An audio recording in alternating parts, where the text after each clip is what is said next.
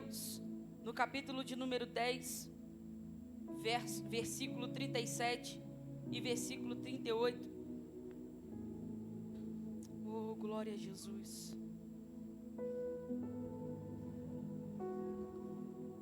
Hebreus, capítulo de número 10,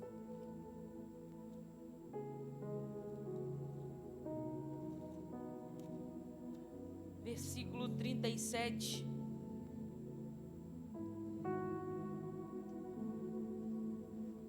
Oh, aleluia. Oh, Jesus.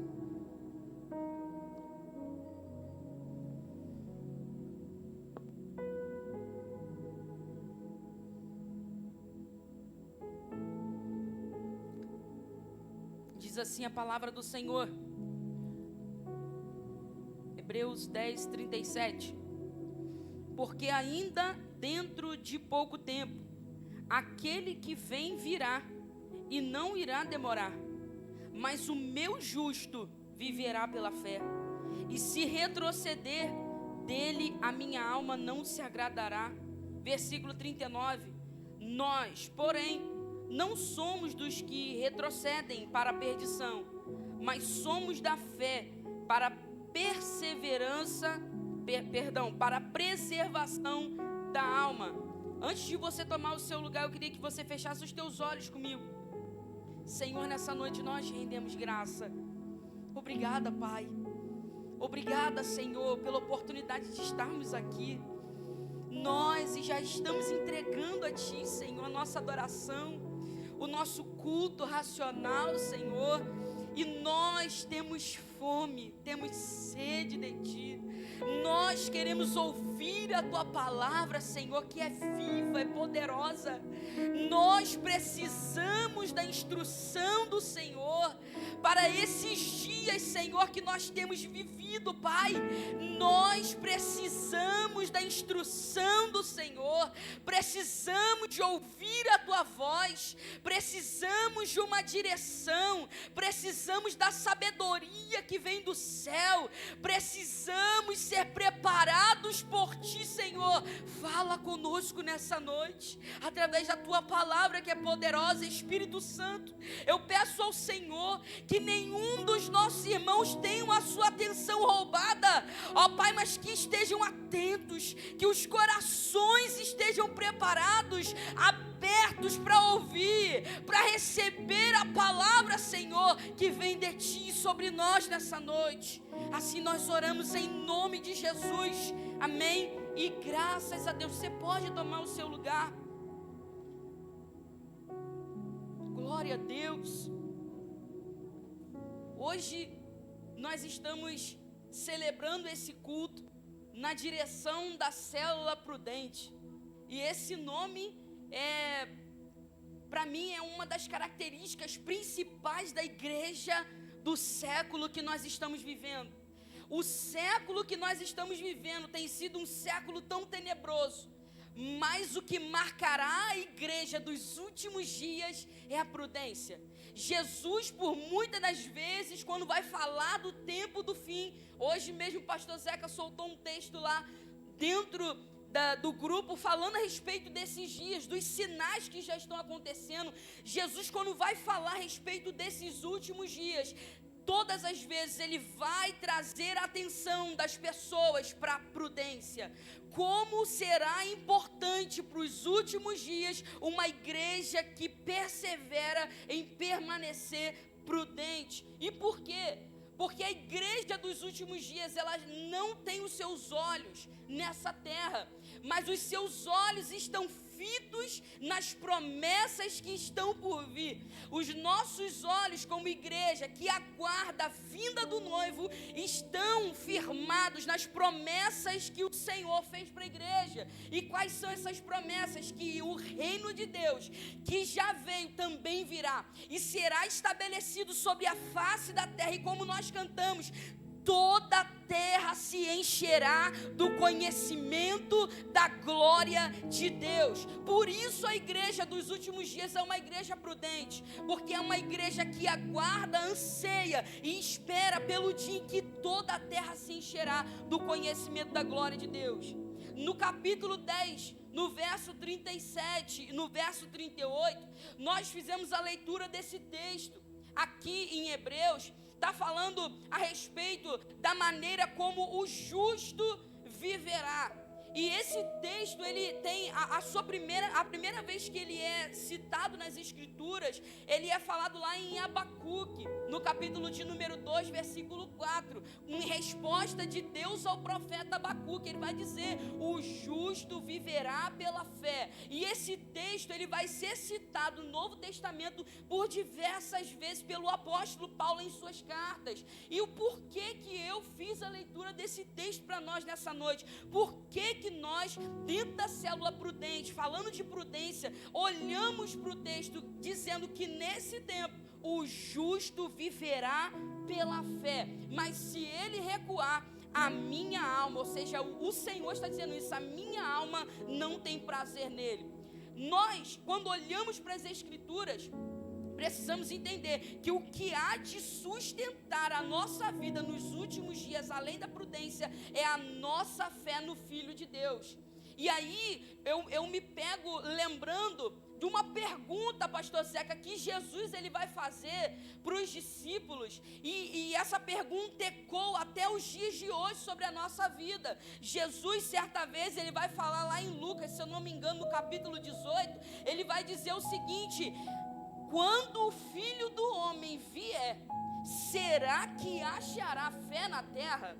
Jesus, ele vai fazer essa pergunta, e uma pergunta propícia, porque o que marcará o fim dos tempos, os últimos dias, é a multiplicação da iniquidade, o esfriamento do amor coletivo. As pessoas não vão mais se importar umas com as outras. Jesus, olhando para esse cenário, ele vai fazer essa pergunta: será que quando o Filho do Homem vier, ele achará fé na terra? E aí, na antiga aliança, nós, quando voltamos para o capítulo de número 10 de Hebreus, nós vamos entender o porquê que o autor está falando a respeito de fé, e o porquê que ele está falando que é importante nesses últimos dias perseverarmos na fé.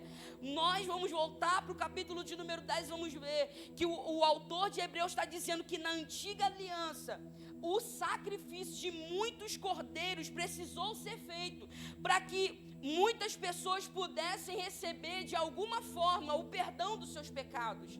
Só que o sangue que foi derramado pelos cordeiros nos sacrifícios que foram feitos no Antigo Testamento não tinham o poder de remover o pecado dos seus adoradores.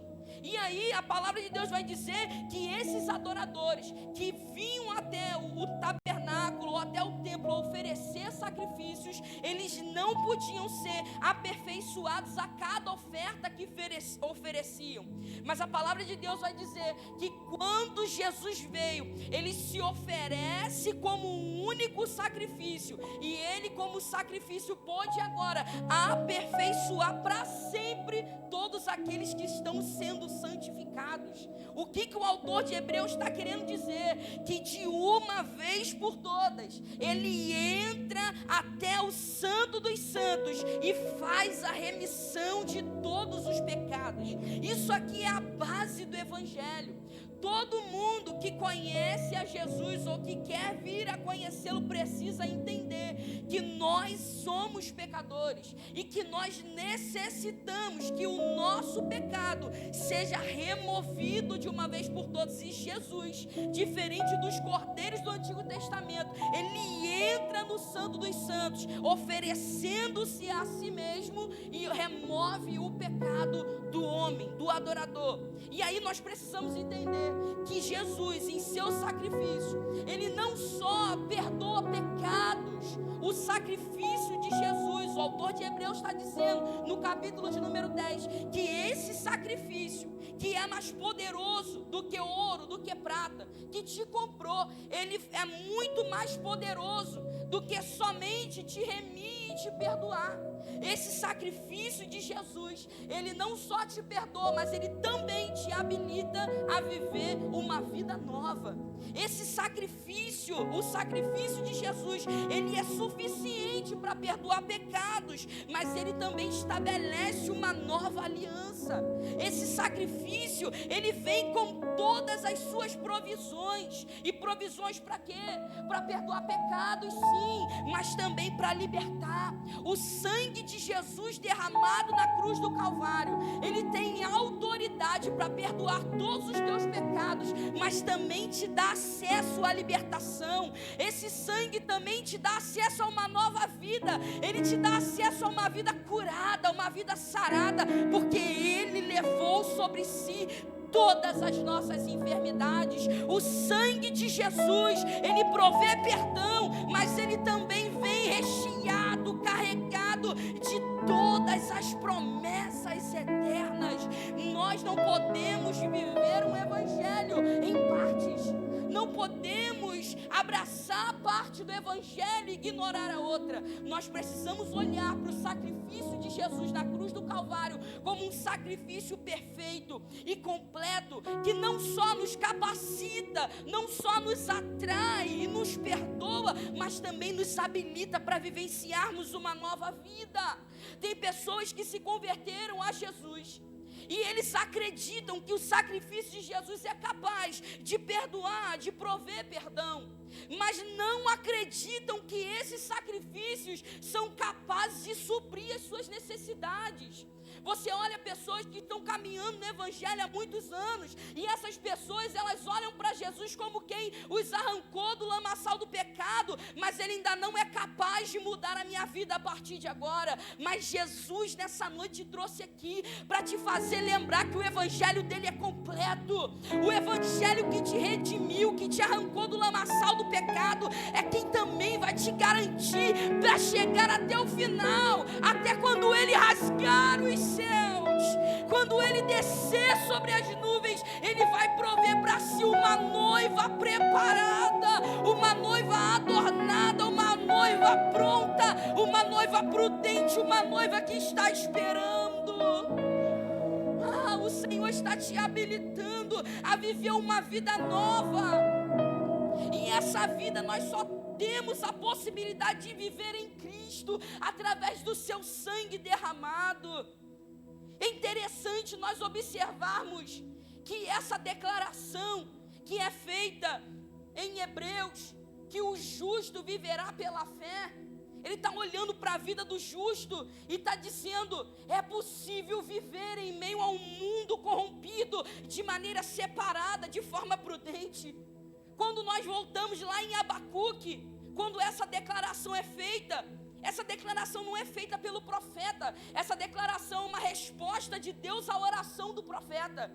O profeta Abacuque agora em Judá, ele vai olhar para a nação e ele vai ficar indignado com aquilo que ele está vendo. A palavra de Deus vai dizer que quando Abacuque ele olha para Judá, o que ele vai relatar para Deus em oração, ele vai declarar: Senhor, para todos os lados que eu olho em Judá, existe ainda um remanescente, existem ainda justos no meio dos ímpios, mas em Judá, para todo lado que eu olho, eu vejo maldade. Para todo lugar que eu olho, eu vejo a multiplicação da violência, eu vejo a opressão, eu vejo destruição por todo lado, injustiça até mesmo nos tribunais. E isso indignou o coração do profeta. Ele vai se apresentar diante de Deus e vai orar ao Senhor a respeito disso. Ele vai falar: Senhor, eu olho para a nação e o que eu vejo por todo lado é a maldade instaurada no coração de Judá. E a palavra de Deus vai dizer que no versículo 5 a 11 do capítulo 1 de Abacuque, Deus vai trazer resposta para o profeta. É como se Deus falasse: você pensa, profeta, que eu não estou vendo aquilo que está acontecendo em Judá, mas eu já tenho um plano, e quando eu declarar o meu plano, eles vão tinir até os ouvidos. A palavra de Deus vai dizer que Deus agora vai suscitar um povo perverso, um povo da impiedade. Eles eram terríveis em suas matanças, o povo caldeu. Deus agora vai levantar a nação da Babilônia para julgar Judá. Ele vai olhar para Judá e para os seus pecados e vai levantar um povo ainda pior para trazer julgamento sobre aquela nação. E isso vai trazer espanto no coração agora do profeta também, porque ele vai dizer: Senhor, o Senhor está levantando uma nação pior do que nós para nos julgarmos. O que será do justo no meio dos ímpios? Como vai ser quando os caldeus invadirem a nossa terra? O que será de nós? E aí a palavra de Deus vai dizer que no meio de tudo isso, o profeta ele vai subir para a torre de vigilância. Ele vai orar e ele vai esperar a resposta da sua oração. E Deus ele vai dizer para o profeta: profeta, o ímpio se instaurou, a maldade se multiplicou, os meus planos continuam sendo o mesmo. Eu suscitarei os caldeus e trarei juízo sobre Judá. Mas o que será do justo, Senhor? O justo viverá pela fé.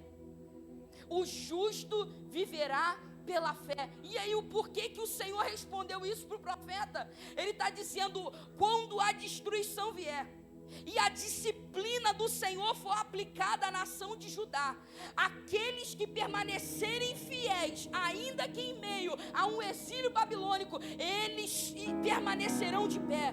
Para esses também tem promessa. O que o Senhor está querendo dizer para nós nessa noite? Existe um caminho de vida, até mesmo em meio às disciplinas do Senhor. Deus está levantando uma igreja fiel. Deus está levantando uma igreja zelosa.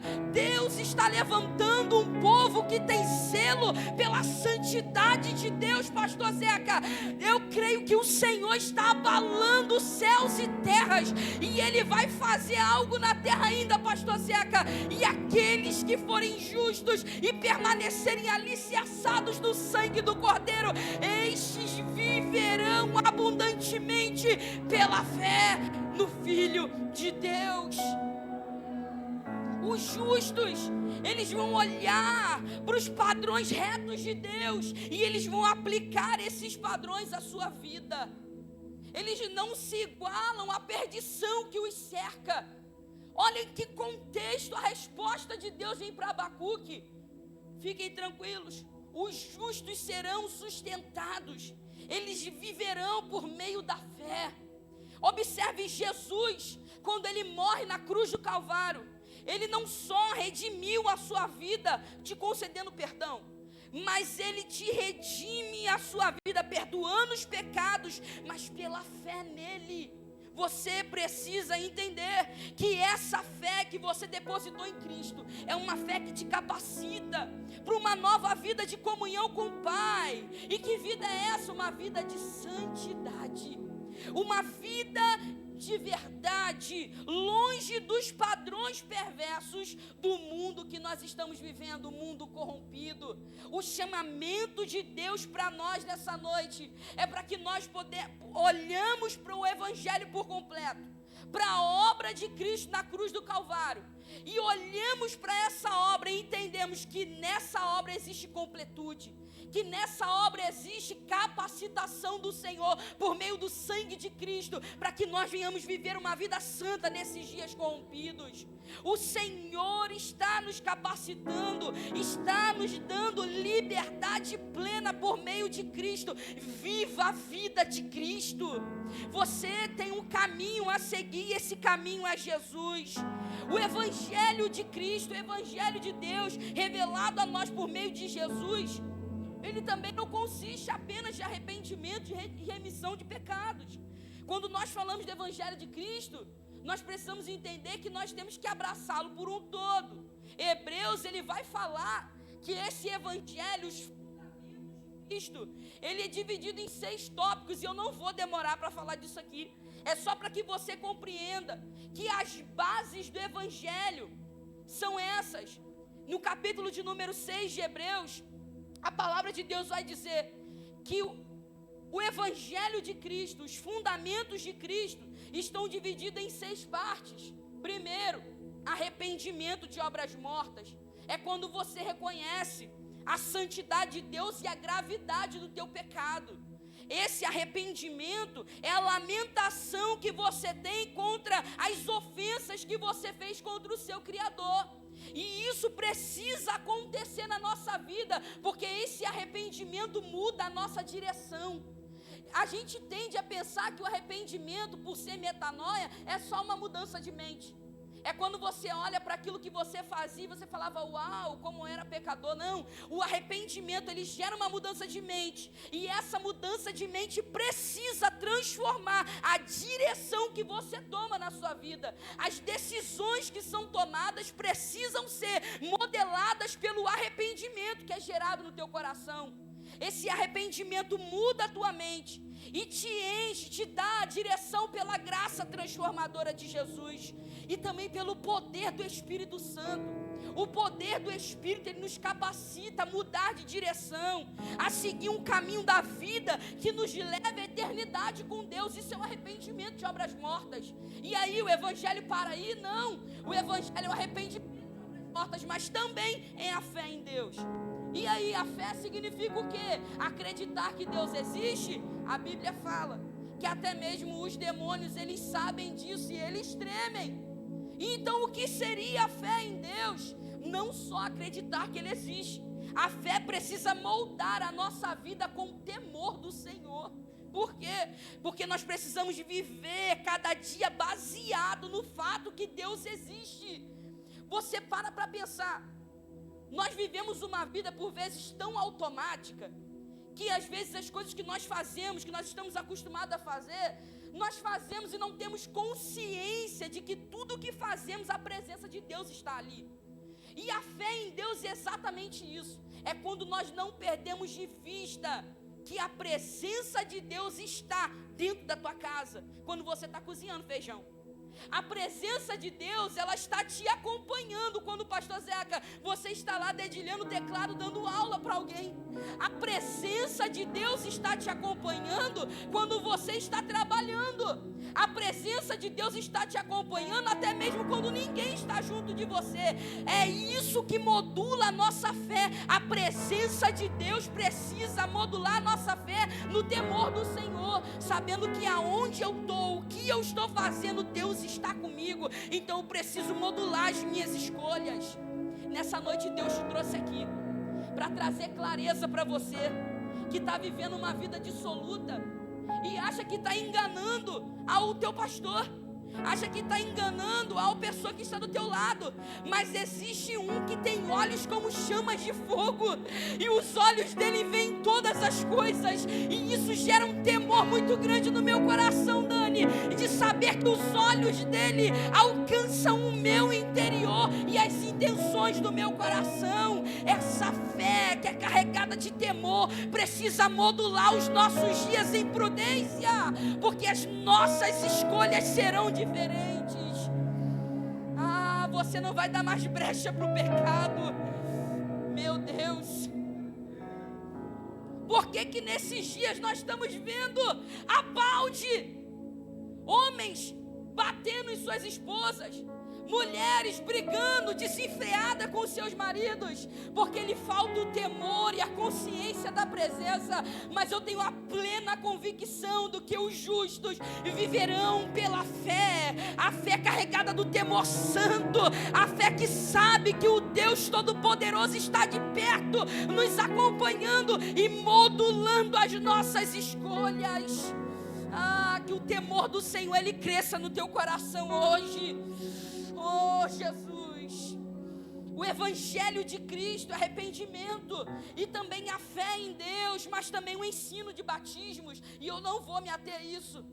O ensino de batismo, a imposição de mãos e também a ressurreição dos mortos. E eu gosto disso aqui, porque o Evangelho de Cristo, a gente tende a olhar para o Senhor e dizer: mas Deus é amor, jamais o Senhor me jogaria no fogo do inferno. O mesmo Deus que é amor, a palavra de Deus vai dizer que Ele é fogo consumidor. E o Evangelho de Cristo vai até o momento em que Ele derramou o sangue por todos os pecadores, mas Ele redime somente aqueles que creem por meio da fé, mediante a graça que é dom gratuito de Deus. O Evangelho de Cristo, além de partir da ressurreição, além de partir do sacrifício de Cristo, ele vai até a ressurreição dos mortos, e ele vai também até o juízo eterno.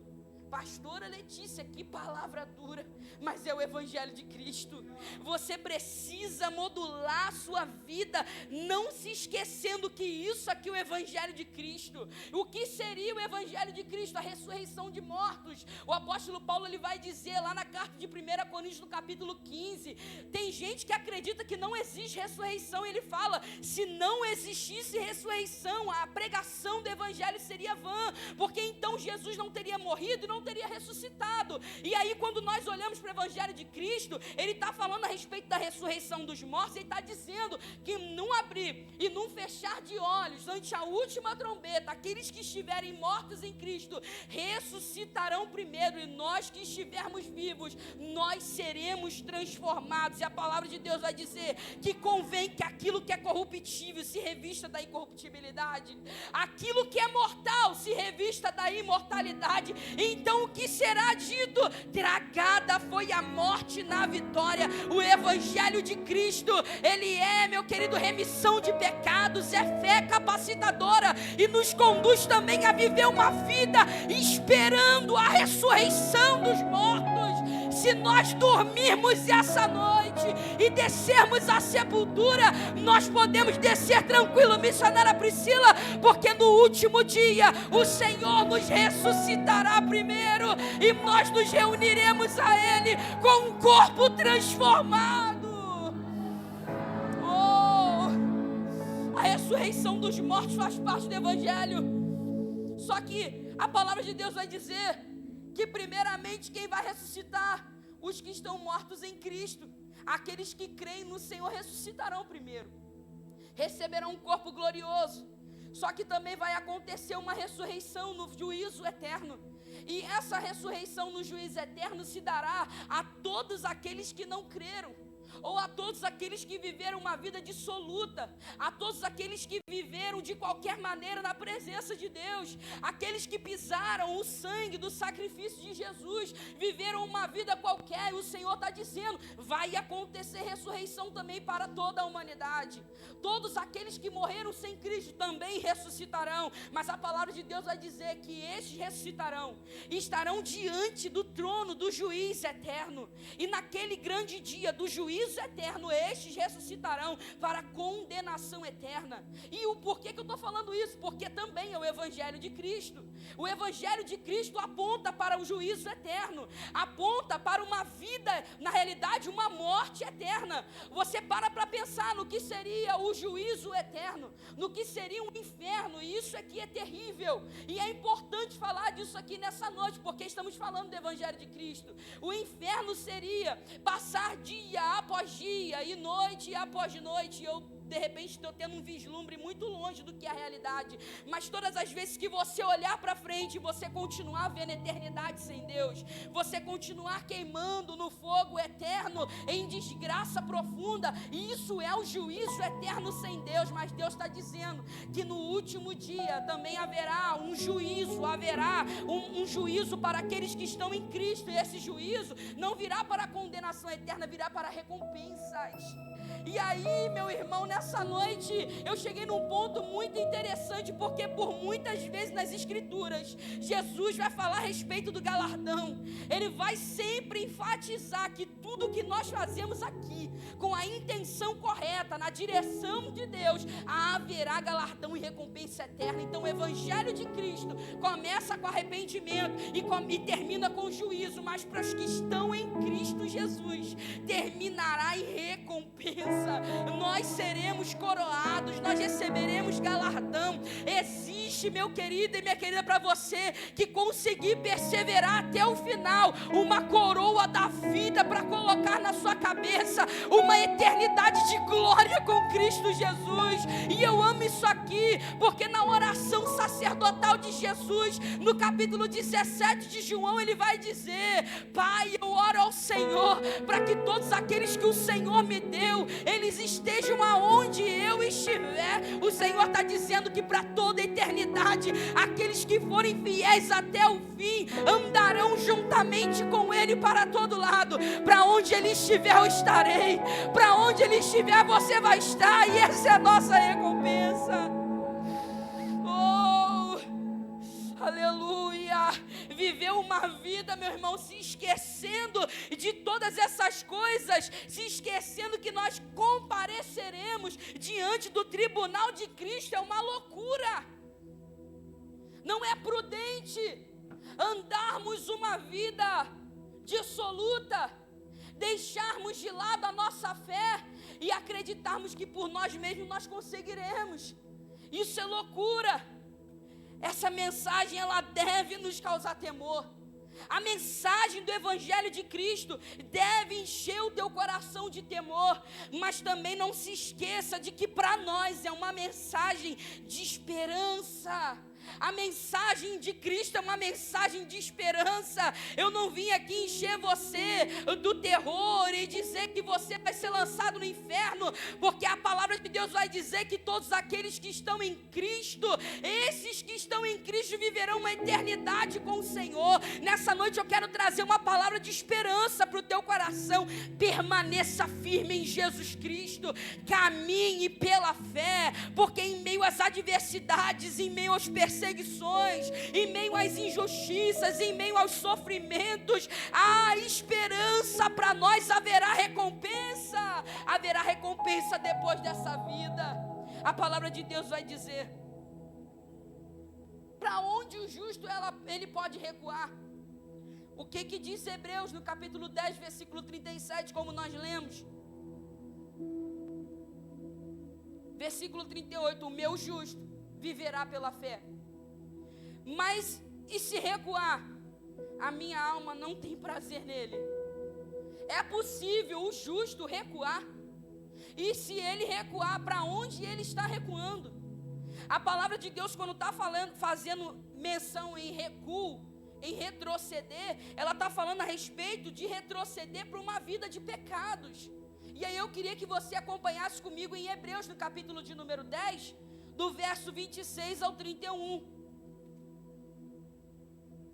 Diz: porque se continuarmos a pecar de propósito, depois de termos recebido o conhecimento da verdade, já não nos resta sacrifício pelo pecado.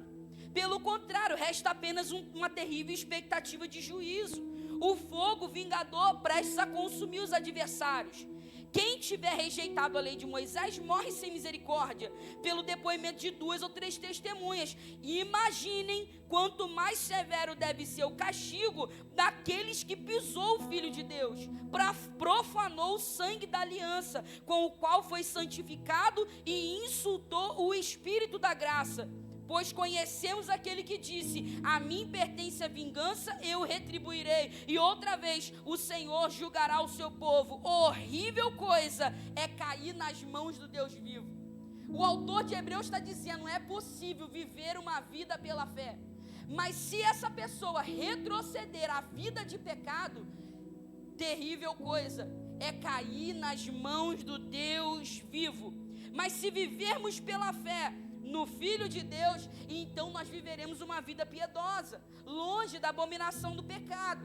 E aí você pode dizer para mim: mas pastora, esse é o meu fim então. Chegou o meu fim, porque você não sabe o que eu tenho feito da minha vida. Você não sabe a vida que eu tenho vivido. Você não conhece a história que eu tenho carregado. Eu até aceitei Jesus, mas para mim já não tem mais jeito. Eu tenho vivido uma vida que só Deus sabe. E aí chegamos nesse ponto, e eu queria tranquilizar o teu coração, porque ainda existe um caminho de volta. Ainda existe vida em teus pulmões. Respira fundo aí. Respira fundo. Olha a oportunidade que Deus está te dando no meio de todas essas coisas, de se voltar para o Senhor. Ele está dizendo: existe um caminho de volta. Faça o caminho de volta nessa noite. E aí, pastora, essa palavra é para quem ainda não aceitou Jesus também. Essa palavra é para quem não aceitou Jesus, mas também é para nós. Porque quando nós falamos de arrependimento, nós falamos que quando nós voltamos para o Senhor e reconhecemos Cristo como Salvador, nós nos arrependemos dos nossos pecados. Fazemos confissão pública, mas nós devemos viver uma vida de confissão, uma vida de arrependimento. E de repente nessa noite, você desviou os teus pés do Senhor. Você fez mais escolhas da sua vida. E esse é o momento de você fazer uma introspecção, de você olhar para dentro de você, analisar tudo aquilo que o Senhor falou com você até agora, de que é o Evangelho de Cristo, de que existe possibilidade de viver uma vida nova em Cristo Jesus. Você tem um caminho de volta. E que caminho é esse? Primeiro livro de João, capítulo de número 1, versículo 8 e 9. A Bíblia vai dizer: se dissermos que nós não temos pecado, enganamos-nos a nós mesmos, e não há verdade em nós. Se confessarmos os nossos pecados, Ele é fiel e justo para nos perdoar os pecados e nos purificar de toda a injustiça. O caminho de volta, pastor Zeca, sempre será o caminho de arrependimento e de confissão. A palavra de Deus vai dizer: aquele que se arrepende e deixa, alcança de Deus misericórdia. Nessa noite você tem um caminho de volta para fazer. Primeira carta de João, no capítulo 1, versículos 6 e 7 vai dizer: se dissermos que temos comunhão com Ele e andarmos em trevas, nós mentimos e não praticamos a verdade.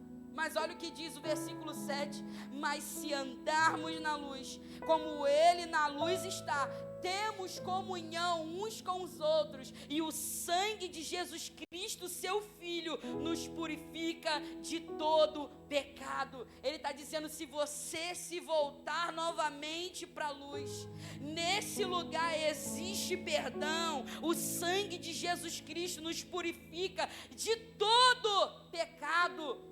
Não há pecado nessa noite que o Senhor olhe e diga: não tem jeito, esse pecado o sangue de Jesus não pode redimir. Nessa noite, se você vier arrependido, e se prostrar diante do Senhor, Ele é fiel e justo para te perdoar e te redimir por meio do seu sangue. Você precisa fazer o caminho de volta. E segundo, guarde a palavra. Guarde a palavra de Deus e viva como Ele te habilitou a viver. O Senhor nos deu uma nova vida em Cristo Jesus. Nós temos um novo caminho. A primeira carta de João vai dizer, no capítulo 2, versículos 5 e 6: mas qualquer que guarda a sua palavra, o amor de Deus está nele verdadeiramente aperfeiçoado. Nisto conhecemos que estamos nele. Aquele que diz que está nele também deve andar como ele andou. O Senhor está nos dizendo nessa noite que a fé viva em Cristo Jesus, ela nos habilita a nos arrependermos do nosso pecado e nos voltarmos para o Senhor, mas também nos habilita a andar como Ele andou. Mas é impossível andar como Jesus andou. Ele era Jesus. Não. O Senhor, Ele deixou sobre nós um enviado. O Espírito Santo de Deus está em você. Esse Espírito te habilita a viver a vida de Deus. Esse Espírito te habilita a andar como Ele andou. João, 1 Pedro, no capítulo de número 2, versículo de número 21 ao 24 vai dizer: porque para isto sois chamados, pois também Cristo padeceu por nós, deixando-nos o exemplo, para que sigais as suas pisadas, o qual não cometeu pecado, nem na sua boca se achou engano, o qual quando injuriavam, não injuriava, e quando padecia, não ameaçava, mas entregava-se àquele que julga justamente, levando Ele mesmo em seu corpo os nossos pecados sobre o madeiro, para que mortos para os pecados pudéssemos viver para a justiça, e pelas suas feridas foste sarados. Jesus está dizendo para nós nessa noite que Ele, como exemplo, está nos chamando a caminhar e a seguir as suas pisadas.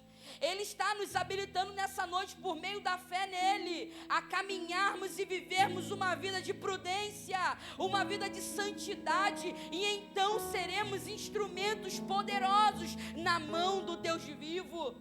Nesse tempo, não perca os olhos das promessas, faz o caminho de volta, guarda a palavra no seu coração e viva ela, mas também não perca os olhos das promessas. E quais são essas promessas? Apocalipse 21, versículo 3 e 4, eu estou encerrando aqui.